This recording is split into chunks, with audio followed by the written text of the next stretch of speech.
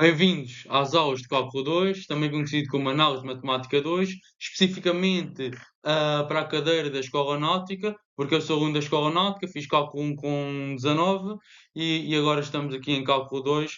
Vamos utilizar um bom método, com aquilo que sai no teste, com aquilo que o professor exige, com a maneira de pensar o teste segundo o professor, que é muito raciocínio, compreensão e não simplesmente fazer os exercícios mecanicamente. Não é decorá-los, é principalmente compreensão. Obviamente que às vezes precisamos de exemplos de base para conseguirmos progredir, mas a ideia não é só decorar. O objetivo destas aulas é vos ajudar, porque todos os alunos que vieram às minhas aulas de forma assídua, cálculo passaram todos, e o objetivo é esse. Não importa a nota com que eu acabei, não importa se eu já dei explicações antes ou não, o que importa é que houve resultado e que se vocês seguirem com concentração isto que eu vos proponho, vocês com certeza também vão ter muito bons resultados. E vamos agora passar para o primeiro slide. Diferente da análise 1, agora temos uma proposta diferente, que é mais dimensões. Enquanto que em análise 1 o que nós tínhamos era simplesmente uma função cuja variável independente era só uma, era o x, por exemplo, y igual a x ao quadrado.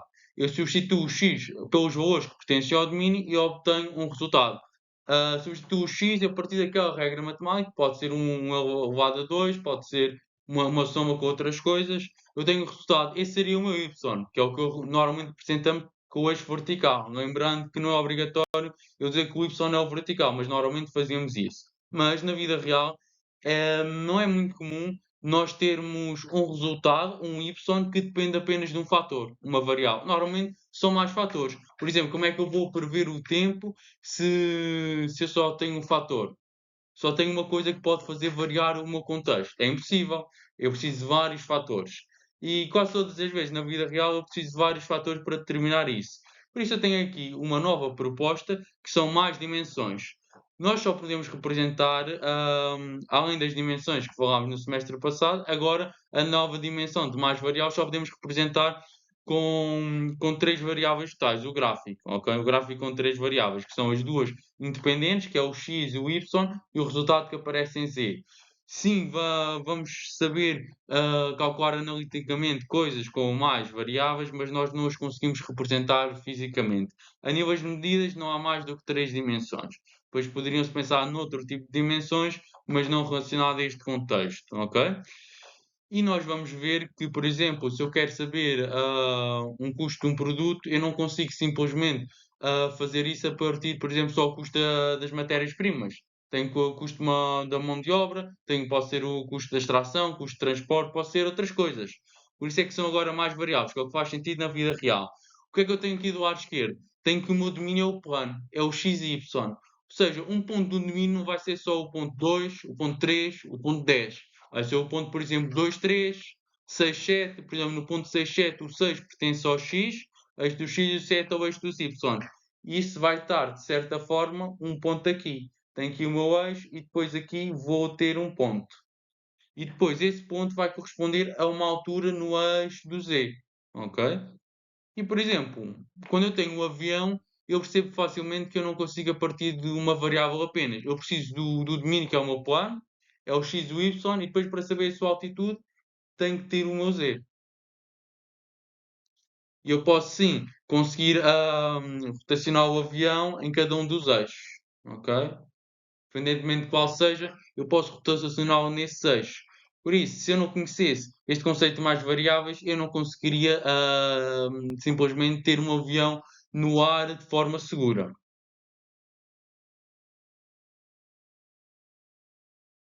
Vendo aqui a diferença entre estes dois. Em cálculo 1 eu tinha, por exemplo, a função igual a 2x. Se a função representar o preço de batatas e o x o quilograma de batatas compradas, significava que se eu comprasse 1 kg de batatas, isso iria-me custar 2 euros. Ou outra unidade de medida.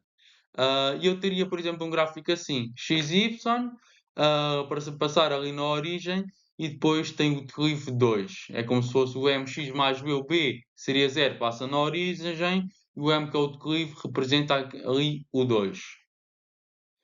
Em cálculo 2, tem aqui outro exemplo, que é do IMC, que é o índice de massa corporal, que é o peso sobre a altura ao quadrado. Com apenas estas duas variáveis, eu conseguiria saber esta medida. Relembrando que sim, como licenciado em Ciências do Desporto, tenho que alertar que esta medida é uma das mais inúteis que o ser humano já criou para conseguir avaliar a massa corporal. E teríamos um gráfico assim deste género, já seria um 3D, que é um conceito bastante novo. As funções escalares ocorrem quando o output é apenas um número. Quando, por exemplo, eu tenho um x e um y e no z eu tenho ali apenas um número. Ou seja, o output não são vetores, como já vamos ver mais à frente. Embora o input possam ser várias variáveis, daí se chamar uma função real escalar de variável vetorial, portanto temos várias variáveis que podemos ali unir num vetor. Ou seja, é isto. Aqui o domínio são várias variáveis. Este x com aquela linha representaria a variável x1, x2, x3. Ou então poderiam ser as letras x, y, z, não sei quantos, outros quaisquer. Vai ter como um output um y. Quando eu tenho ali o x desta forma, que é x1, x2, x3, quando eu tenho muitas variáveis, eu ficava sem letras x, y, z, w, não sei quantos. Por isso é que eu represento dessa forma. E aqui o resultado vai ser um y, que é uma outra letra, que neste caso é apenas um valor, daí serem funções escalares. O mínimo vai ser pelo menos um plano, normalmente nós vamos falar mais em gráficos 3D, portanto, normalmente é isso que nos vai aparecer, porque outras dimensões, como sabem, não podemos representar. Portanto, o domínio vão ser conjunto de pontos que podem ser representados na função como um output, como um resultado, normalmente em Z. Ok? Então, o domínio de F. Como é que eu representaria o domínio de F? Representaria assim da seguinte forma. De uma forma bastante semelhante ao que já tínhamos feito, mas em vez de ser um x pertencente a z, agora não, é um xy pertencente a z. Podendo ter outras variáveis, mas isto é o que nós vamos ter normalmente mais. Dois pontos representa tal que, e agora temos uma condição. Sei lá, por exemplo, o x tem que ser diferente de 1. É uma condição, poderiam ser outras. Se eu tivesse no denominador algo com x, essa parte toda no denominador tem que ser diferente de zero. Por exemplo, se eu tiver numa raiz, o que está dentro da raiz tem que ser maior ou igual a zero. Se eu tiver um logaritmo ou um ln, o que está lá dentro como argumento tem que ser maior que zero e não maior ou igual a zero, porque não pode ser igual a zero. Continuando, como é que vai ser o contradomínio? O contradomínio vai ser representado assim desta forma. São o quê? São os valores das imagens para os valores que pertencem ao domínio. Eu não posso fazer uma imagem de um ponto que não pertence ao meu domínio. A representação gráfica vai ser sempre com mais uma variável. Se eu tenho 3 variáveis independentes, vai ser 3 mais 1, 4. O gráfico tem sempre mais uma, que é dependente, onde aparece o meu resultado. Olhando aqui para alguns gráficos úteis para compreender os nossos exercícios, temos aqui a da parábola. Em que, como mais importante aqui, temos o H e o K. O H e o K são as coordenadas do vértice da minha parábola. Se eu tiver aqui uma parábola aqui, eu já sei que o meu H aqui, pode não se vê muito bem, mas o meu H é 1 e o meu K é menos 2. Ou seja, esta expressão, de forma simplificada, iria ser x menos 1 ao quadrado mais menos 2.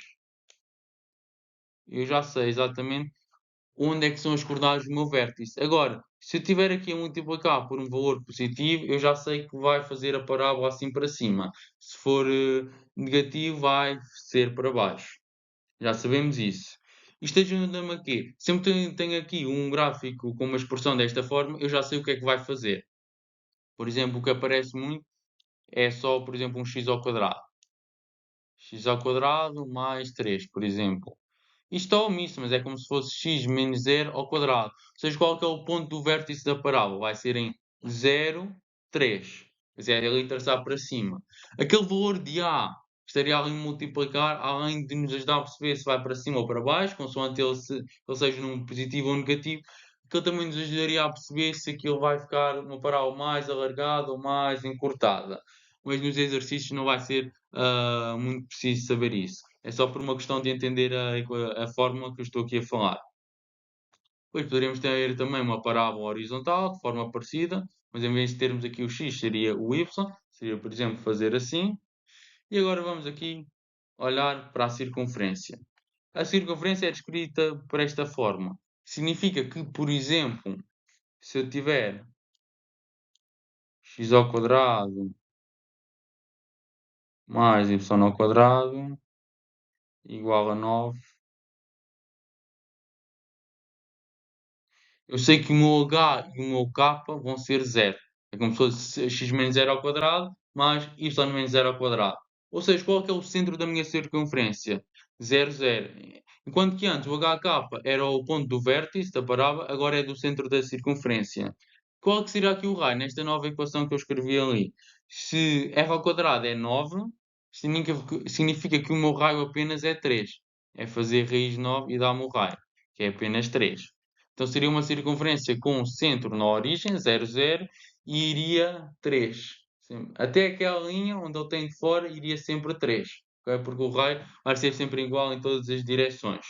Neste caso aqui, na imagem que eu aqui tenho, nós vemos aqui que o centro não é na origem. É em 4, no eixo do x é 4 e no eixo dos y é 2. Centro em 4, 2. Depois tem um determinado raio. Não confundir com a elipse. O que acontece na elipse? O raio não é igual. Não nos faz sentido falar em raio porque essa distância àquele arco desta forma geométrica não é sempre igual. Como é que nós sabemos isto? Fazemos uma equação onde está sempre igual a 1. 1 não representa nenhum raio, nenhum diâmetro, nada disso. É apenas para manter ali aquela equação de forma verdadeira. Depois, o que eu puder pôr no denominador, porque eu em cima não estou a multiplicar por nada, do lado de fora. O x menos h tudo ao quadrado não está a multiplicar por mais nada. Ou seja, tenho que converter isso para ficar o resto no denominador. Nestes dois denominadores, o pertencente ao x menos h ao quadrado e o pertencente ao y menos k ao quadrado, o que está no denominador, o valor que for maior no denominador seria o a. Ou seja, nesse eixo será a maior distância da elipse. Vamos aqui pôr um exemplo. Se eu tiver aqui esta expressão,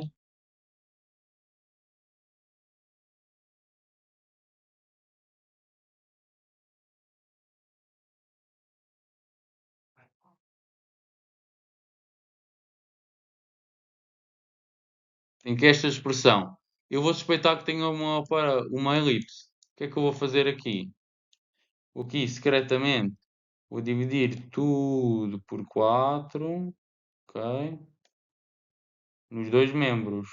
Se eu dividisse só num dos membros, isso não mantém uma equivalência, mas eu quero sim manter uma equivalência. Então como é que eu vou ficar? Se eu tenho ali a somar um numerador, eu posso separar. Se fosse um denominador, eu não poderia separar, mas no numerador sim posso. Então é 2 quartos de x ao quadrado, significa que é x ao quadrado sobre 2,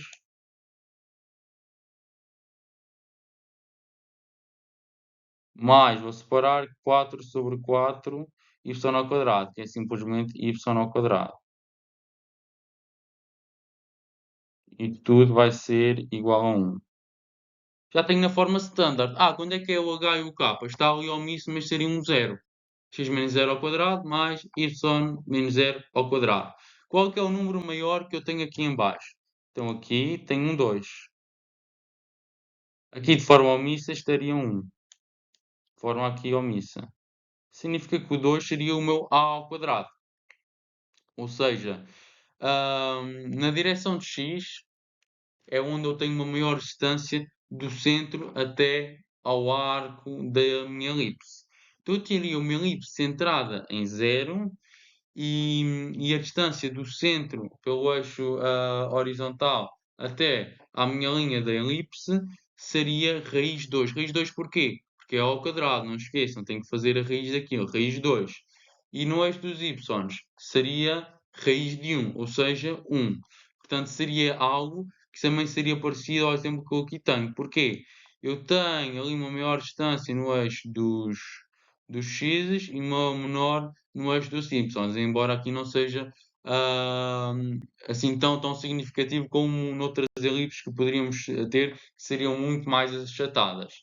Mas isto aqui é um exemplo para vocês não se perderem quando aparece elipse. Esta forma é compreender, é pôr sempre na forma padrão, e é isso, muito simples.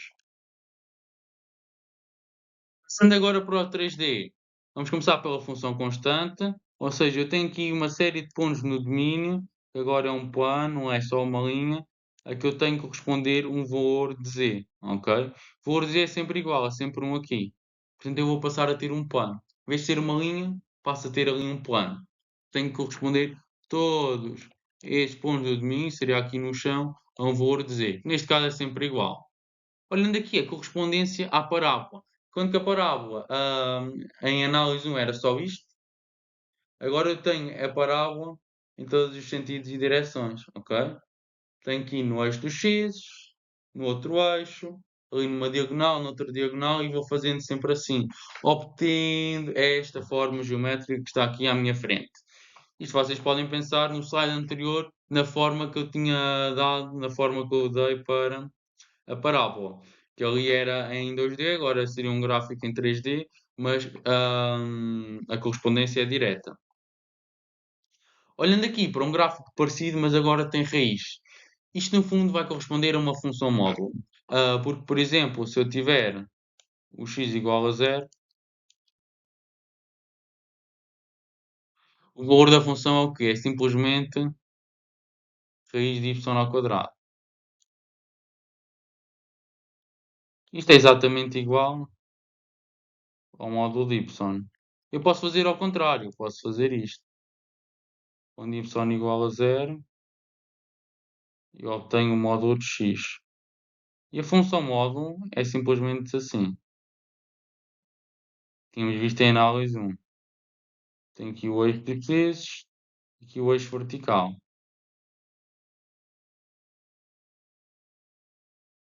Então o que é que eu vou ter? Vou ter isso. Vou ter aqui este vértice e depois faz ali um V. Só que agora vai ser por todas as direções, não é só para uma. Ok? É isso que nós podemos pensar aqui. Olhando aqui para a minha última, o fxy seria o meu z. O que é que corresponde ao valor de z? Ao que ali está. Mas agora como é que eu vou tirar a raiz?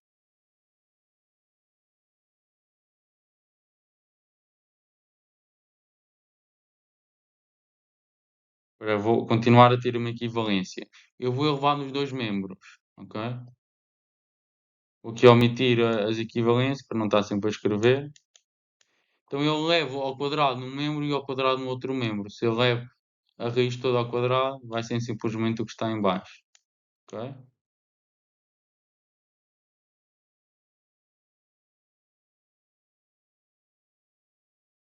Obtenho isto. E agora, isto está de uma forma semelhante ao que eu teria numa equação da circunferência, mas agora para mais variáveis. O que é que eu agora posso fazer aqui? O que eu posso fazer aqui é passar para o outro lado, de forma a ter apenas o x e os y num dos membros. Então vou passar para este lado.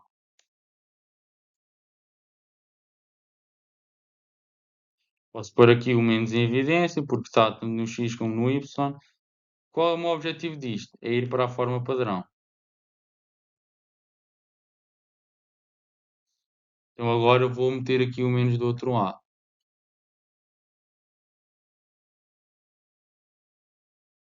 Troquei aqui o sinal e tal.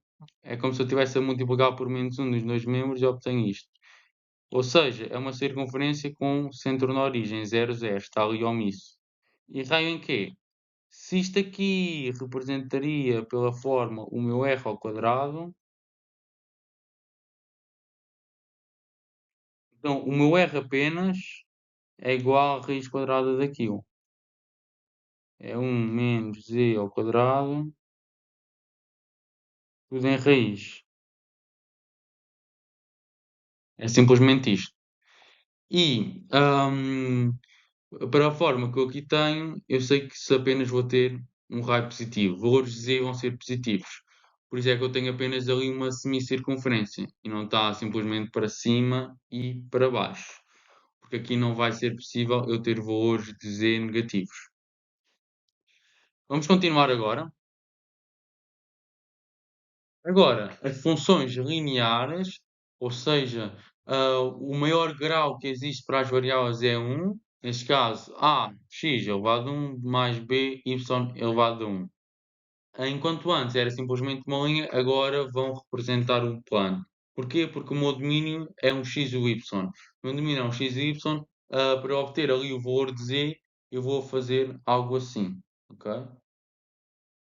Não é simplesmente uma reta. Eu tenho vários pontos aqui para obter no domínio. Tenho aqui a interseção com o eixo do x, o eixo dos y, mas entre essas interseções tenho vários valores que eu tenho que responder a um z. Então eu vou ter ali sempre no plano. Na verdade, eu nunca vou ter uma linha isolada em 3D. Por enquanto, com o exercício real, na linha A, quero saber a função nestes valores. É o que é substituir o x por 3, o y por 1. Ali na minha função, que me deram, tem esta expressão. É uma regra matemática, que não tem nenhum x. Então não interessa, não vou substituir o 3 em nada, mas vou substituir 1 aqui. Fazendo essa conta, aqui seria 4 menos 1 ao quadrado, seria 4 menos 3, mas tem ali uma raiz. Então fica 1 mais raiz de 3. Já no domínio, o domínio são todos os valores de R2, porque tenho duas variáveis independentes. Se fosse 3 independentes, seria R3, tal que eu garanto uma determinada condição que sem a qual não poderia haver um domínio ali. E neste caso ocorre isso. Como tenho ali uma raiz quadrada, eu sei que o que está ali dentro não pode ser negativo. Então, 4 menos y ao quadrado, que é o que está ali dentro da raiz, tem que ser maior ou igual que zero. Estou resolvendo isto de outra forma, para não deixar aqui nada escapar. Passo ali o quadro para o outro lado, muda de sinal. É como se eu estivesse a subtrair por 4 nos dois membros. Essa é a história de passar por um lado, fazer a mesma operação nos dois membros, ou noutros casos fazer a mesma operação no numerador e no denominador. Agora, eu quero tirar daqui o sinal menos. Como é que eu faço? Se tenho uma inequação, é como se eu multiplicasse por menos 1 nos dois membros. E se multiplico por um valor negativo nos dois membros, tenho que mudar aqui o sinal de inequação. Algo que pode ser experimentado com números reais. Depois, a passagem para aqui seria simplesmente que se y ao quadrado é menor ou igual a 4, é como se eu pensasse primeiro na igualdade. Se y ao quadrado é igual a 4, isso significava que y é igual a mais ou menos 2. E depois é só transferir isso para a questão da inequação. Ou seja, se é mais ou menos 2, isso aqui teria que ser menor, significa que o y vai estar entre menos 2 a 2. Se fosse maior, o que é que aconteceria? Se aquele valor pode ser menos 2 a 2, eu quero maior, teria que estar afastado do menos 2 para baixo, menor que menos 2 teria que ser maior que 2. Mas neste caso não, se é menor, tem que estar ali naquele intervalo. Se há valor em menos 2 e em 2, tem que ser ali, ok? Ali dentro. Como é que eu esboçaria isso? Se eu tenho aqui uma igualdade que está ali em y, aqui o y vai ser o vertical, vai ser variável dependente. E se o resto vai ser algo que não é simplesmente uma variável, uma letra, o resto vai ficar no eixo horizontal. Se é entre 2 e menos 2 é simples. Vai ser aqui um plano cujo valor máximo de y é 2, o valor mínimo é menos 2.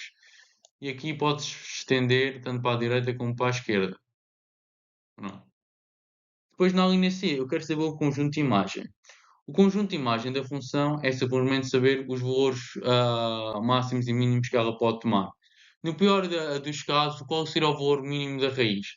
O valor mínimo da raiz seria quando a raiz pudesse tomar o valor zero. Porque o menor valor que pode estar dentro da raiz é zero. Então, se o y tomar o valor 2 ou menos 2, o valor da raiz vai ser zero. E raiz de zero é zero. Seria 1 mais zero, que é 1. Daí que o valor mínimo é 1. Ok? O valor mínimo é 1. Já se por exemplo, o y for 0, portanto o y pode ir de menos 2 a 2, mas se vier aqui para o centro for 0, significa que é raiz de 4 menos 0. Ou seja, raiz de 4 é 2. Por 2 multiplicado por si próprio dá 4.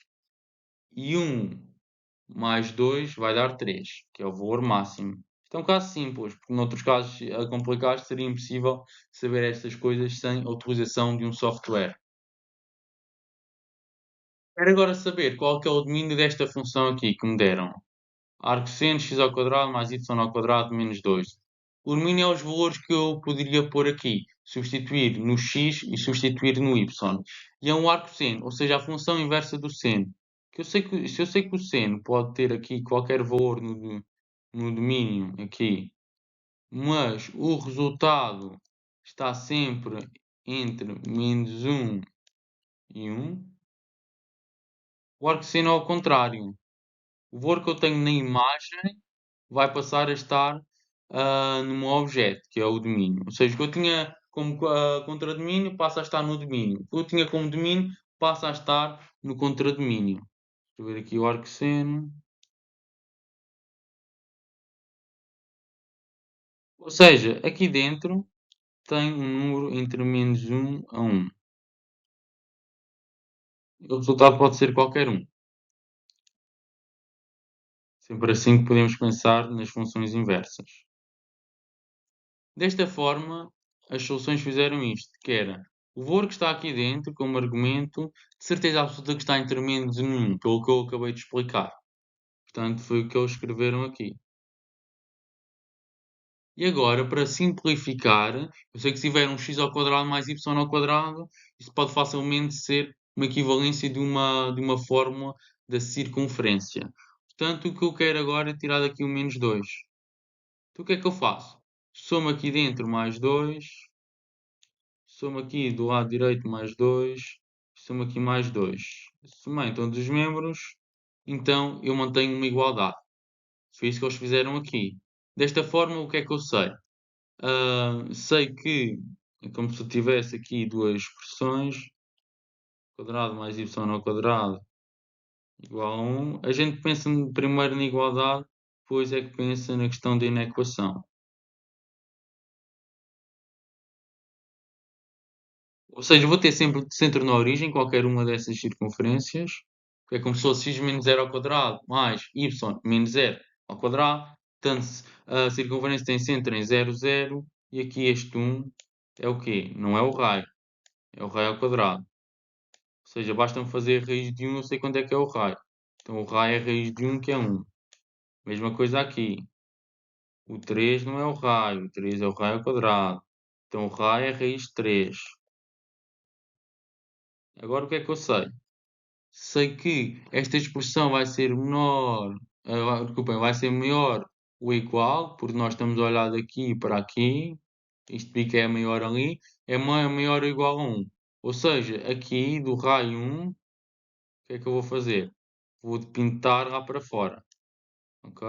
Vai ser tudo isto aqui para fora. Vou pintar a vermelho que não se ficou a ver muito. Mas ao mesmo tempo, isto aqui tem um bico menor, ou seja, esta expressão é menor ou igual que 3. Ou seja, aqui para fora não tem. Aqui para fora não vai ter. Ok? Então vamos apagar isto, ou seja, vai ser daqui para dentro. Ok? Ou seja, ao mesmo tempo vai ser menor ou igual que circunferência de raio raiz 3 e maior ou igual que a circunferência de raio 1. Então vai ficar ali aquela coroa, como eles lhe chamam aqui. Curvas de nível. Aqui um conceito novo. Nós aqui vamos olhar para o domínio. Vamos pensar que estamos a subir uma montanha e queremos saber a nossa altitude. Vamos imaginar até que nós estamos aqui a subir escadas. Quando estou nestas escadas, estou a uma determinada altitude. Quando estou no patamar seguinte, na escada seguinte, aquele degrau de escada já tem uma altitude superior, já estou a uma altura maior. Depois, à medida que eu vou subindo, vou estar sempre a alturas maiores. E as curvas de níveis vão ser os valores do domínio, sendo que o k vai ser uma constante, tal que a imagem da função vai tomar o valor k. Vamos olhar aqui ao lado esquerdo, eu tenho esta semicircunferência, tal e qual como aquela que eu tinha falado lá atrás, que era aquele gráfico 3D com a semicircunferência a vermelho, e eu transformei exatamente esta expressão nisto que eles escreveram aqui. Ok? Isto aqui que eu trouxe é do professor. O que o professor fez aqui foi exatamente igual ao que eu tinha feito antes, mas em vez de lhe chamar um Z, chamou-lhe aqui um K. E o K é o valor da imagem da função. Portanto, eu vou olhar para o domínio, tal que a função tome esse valor. Se, por exemplo, eu quero saber o topo da montanha, o que é que eu vou fazer? Sendo que aqui está definido que o K está entre 0 e 1, o valor máximo de K é 1. Se eu substituo aqui no raio, quando é que é 1 ao quadrado menos 1 é 0, raiz de 0 é 0. Ou seja, o meu raio, relativamente ao meu centro, neste caso o meu centro era 0, que era x menos 0 ao quadrado, mais y menos 0 ao quadrado, que o 0 está ali omisso, aqui nesta expressão aqui. Então eu vou ter uma distância ao centro, no centro neste caso é a origem, de 0. Ou seja, estou exatamente na origem, estou exatamente no centro. Mas obviamente que não faz sentido eu achar que o meu topo da montanha tem o raio 0. Não, o raio 0 é o que está lá no domínio. Porque quando eu estou assim, vou-lhe chamar assim uma cupa, quando eu estou aqui no topo da cupa, quais é que são os valores do domínio? Está aqui na origem, ok? Então isto acaba por fazer tudo sentido. Olhamos aqui à direita, o que seriam, por exemplo, um mapa topográfico, em que nós temos linhas aqui no plano que representariam as altitudes. Neste caso, se não me engano, vão de 500 em 500 unidades, que à partida poderiam ser metros, poderia ser outra unidade, mas à partida metros. E é isso que essas linhas representam, a altitude a que nós estaríamos. Já a superfície de nível é exatamente a mesma coisa, mas com mais uma variável independente. Daí nós termos aqui este gráfico assim em 3D. Em vez de eu ter apenas uma circunferência que tem aqui o meu domínio e depois o gráfico seria mais uma variável, faria assim, não. Agora o meu domínio é já um gráfico em 3D. E quando é que seriam as imagens? Não conseguiríamos ver na totalidade porque ficaria um gráfico 4D. Nós vemos aqui que eu tenho aqui as variáveis x, y e z. Portanto, três variáveis independentes. O gráfico seria com quatro variáveis totais. E a diferença entre um e outro é essa. É que aqui temos mais uma variável independente. Lembrando sempre que o domínio é para onde nós olhamos, quer seja para as curvas ou superfícies de nível. E aqui, consoante o meu raio, em vez de eu aumentar aqui no plano, não, eu aumento assim em 3D. Portanto, tem este raio, é isto. A minha esfera tem aqui este raio, ok? Daqui para aqui, em todas as direções, ok? Mas é em todas as direções, não é só no eixo. É para a frente, para trás, para cima, para baixo. Portanto, tem isto. Se eu venho com um capa inferior, ou seja, um raio vai ser inferior, eu tenho uma bola mais pequena, mais pequena, mais pequena, mais pequena, por aí fora. Para terminar, vou só apresentar o conceito de funções vetoriais, ou seja, são funções cujo output, cuja imagem da função não é um número, são vetores. Ok? Portanto, vários conjuntos de números. E o que é que nós temos aqui representado? Temos aqui que o meu domínio podem ser várias variáveis, mais uma vez, mas agora o meu contradomínio não é só o R, é o RM. O que é o M? É um valor de variáveis que tem que ser igual ou inferior ao que nós temos para o domínio. Se eu tenho três variáveis independentes, o meu contradomínio e a minha imagem não podem ser quatro. Nunca podem ser mais variáveis dependentes do que as independentes. Isso seria algo impossível. E o M é isso que representa. Sendo que o M tem que ser pelo menos 2. Porque senão não seria uma função com output vetorial. Para eu saber melhor informações sobre a função vetorial, eu tenho que olhar as várias funções componentes. Porque em cada conjunto de números, no fundo, seriam várias funções. Porque cada uma tem expressões. Olhem aqui. Exemplo 6. Esta é a função componente número 1, função componente número 2, número 3 e depois podemos ter funções com mais. Isto vai me dar vários números, ok? Isso é isso que vai me fazer ter ali o meu vetor. E aqui no exemplo 7 é exatamente a mesma coisa. Podemos olhar os dois e sabendo que qual é que vai ser o domínio. O domínio vai ser a interseção de todos os domínios. Portanto, eu vou olhar todas as condições que eu tenho que garantir das várias funções componentes e eu vou intersetar isso tudo. Ou seja, eu tenho que ter uma condição que permite respeitar as condições de todas as funções de componentes para que isso seja possível nos números reais. E vemos aqui o que seria, por exemplo, um gráfico, ok? Aqui apagar o que eu tinha ali apontado. Uma função vetorial seria isto. Isto representa o quê? Quando nós estamos no nosso lavatório e a água está ali a escorrer, ok? É uma função que representa isso. Temos de ter funções que representam outras coisas. Portanto, são vetores, não são apenas números. São vetores, ou seja, tem vários conjuntos de números que nós podemos ter. Podem ser com 2, 3. Aqui no exemplo que eu mostrei, ali à esquerda, nós tínhamos 3. Ali à direita também era 3. O que nós podemos ver aqui, mesmo aqui à direita, esta era a primeira função componente, segunda e terceira e por aí fora. Espero que tenham gostado da aula de hoje.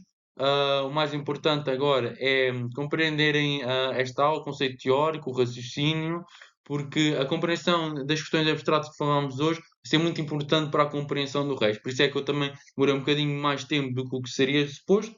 Agora, fazerem exercícios, encontramos na nossa próxima aula. Até à próxima.